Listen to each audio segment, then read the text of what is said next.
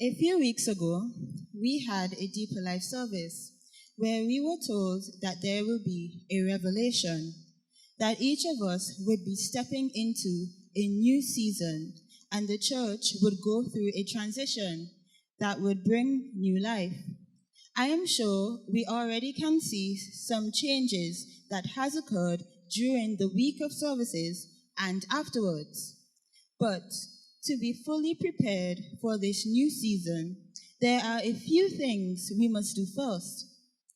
On Pentecost Sunday, we were reminded that the disciples were waiting on the coming of the Comforter so that they can go and do God's work. But while they were waiting, they had a situation that needed to be settled. In Acts 1, we see that Judas Iscariot had died, and the disciples were now 11.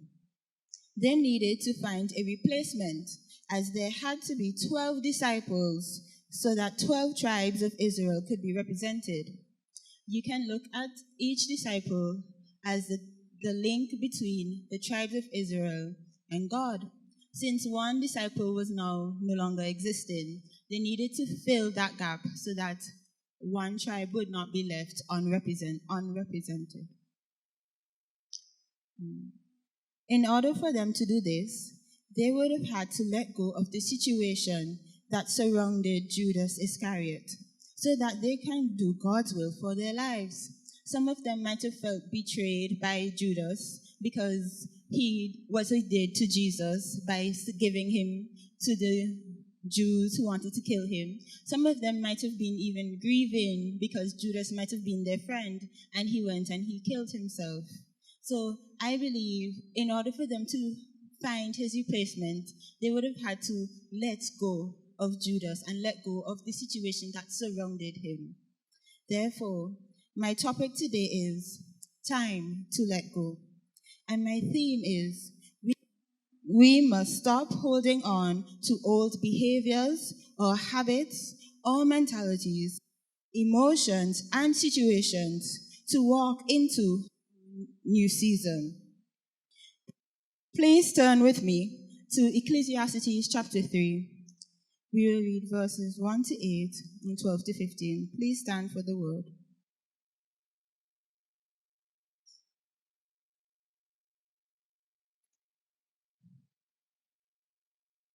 Here beginneth. To everything there is a season, and a time to every purpose under the heaven, a time to be born, and a time to die, a time to plant, and a time to pluck up that which is planted, a time to kill, and a time to heal, a time to break down, and a time to build up, a time to weep, and a time to laugh, a time to mourn, and a time to dance, a time to cast away stones, and a time to gather stones together, a time to embrace, and a time to refrain from embracing, a time to get, and a time to lose, a time to keep, and a time to cast away, a time to rend, and a time to sow, a time to keep silence, and a time to speak, a time to love, and a time to hate, a time of war, and a time of peace. Verse 12. I know that there is no good in them, but for a man to rejoice and to do good in his life, and also that every man should eat and drink, and enjoy the good of all his labor. It is the gift of God. I know that whatsoever God doeth, it shall be forever. Nothing can be put to it, nor anything taken away from it. And God doeth it, that men should fear before him. That which hath been is now, and that which is to be hath already been, and God requireth that which is past. Thank you. You may have your seats. Before I delve into the message, I thought it was necessary to define letting go. To let go means to relinquish one's grip on someone or something. Basically, it means that we decided that we are no longer keeping this behavior, emotion, or situation in our hearts. I want us to see that it is a decision we must make. These conditions do not control us. We must decide how long we allow it to stay within us and affect us. In Ecclesiastes 3, we read that there is a time to keep and a time to throw away, a time to tear and a time to mend. Before we walk into our new season, we must ensure we are ready to go into it and that there is nothing in our last season holding us back.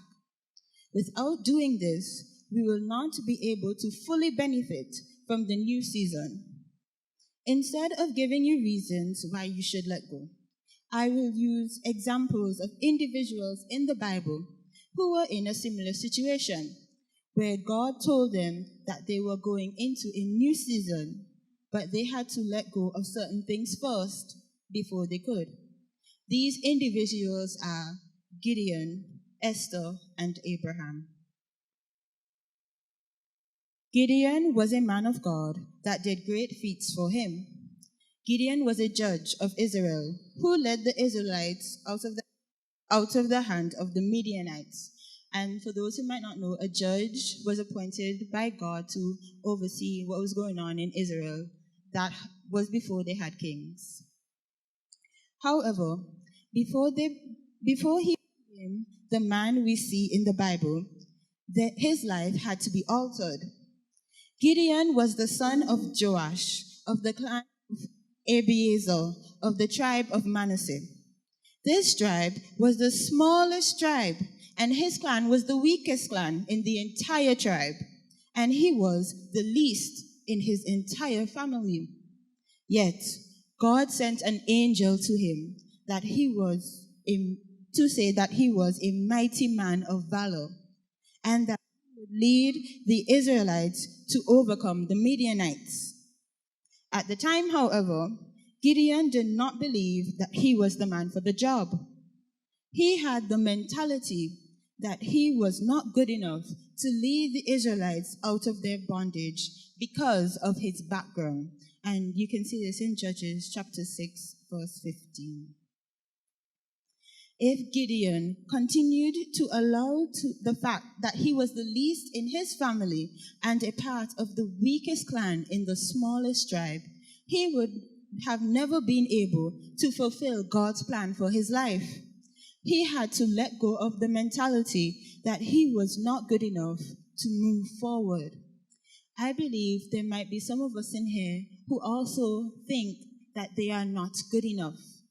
But God doesn't do things by mistake. God has given each and every one of us a gift, and he might be ready to use it in this new season. But we might believe because we are not good enough that we cannot see ourselves doing this thing that God has told us that we are going to do. We must decide if holding on to this mentality of not being good enough is more important than doing God's will for our lives. Another case arose with Esther.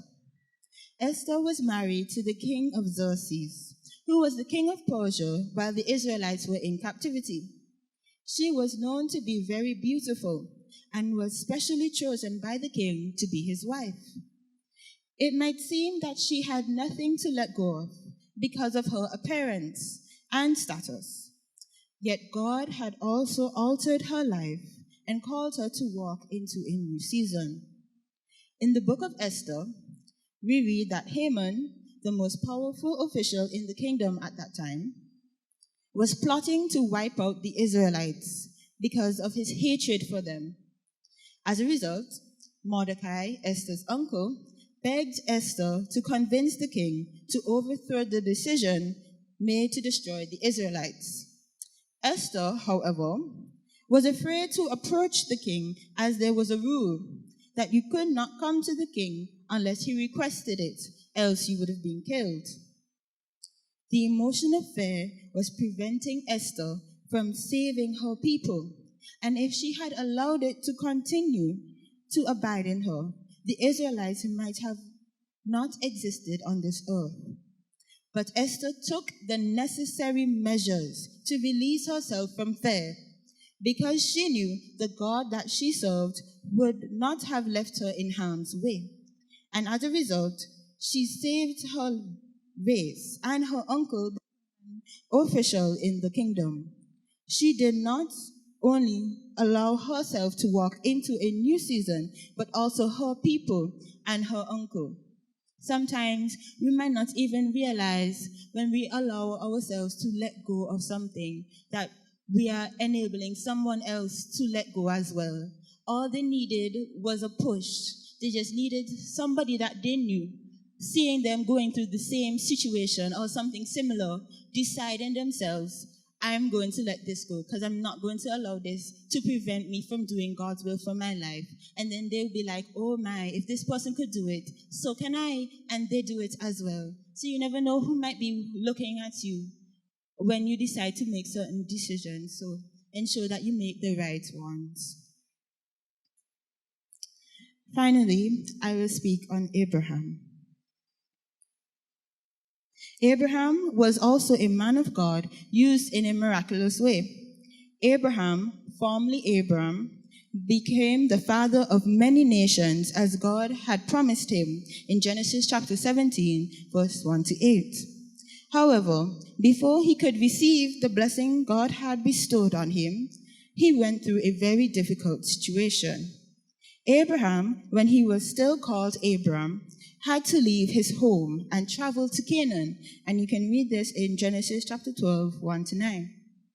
He had to leave his family and everything he knew behind in Hebron to venture to a place he did not know. He was not even sure where he was going, but he trusted in God so much that he decided to leave. I believe for Abram to leave everything behind, he had to let go of his traditions, his culture, his family, even his friends, so that he can step into the life God had for him in a strange land. He may have had some doubts, but he trusted in God enough to know that what God had for him was greater than what he was leaving behind. Sometimes when God is moving us into a new season, it requires us to step out of our comfort zones. I can use myself as an example. I am generally a very shy person, and I don't like being out front like this usually. But I know God had placed it in my heart to speak.